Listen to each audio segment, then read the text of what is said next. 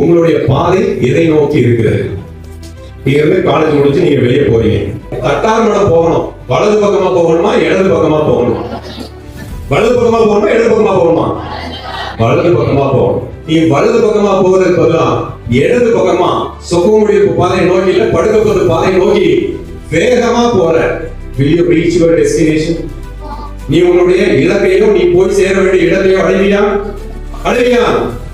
ஏன் ஏன் ஏன்?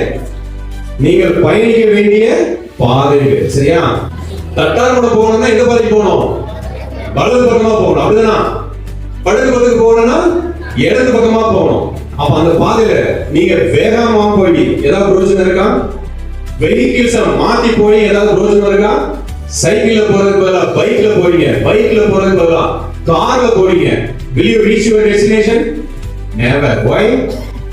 நீ போகும் பாதை தவறாக இருப்பின் அங்கே நீ வேகமாக போய் பயனில்லை, வாகனங்களை மாற்றி சென்று பயனில்லை. அதுவே சரியான பாதையில் நீ நிதானமாக நிறுத்தி சென்றாலும் என்ன பண்ண முடியும்? இன்னைக்கு இல்ல ஒரு நாள் you will reach your destination.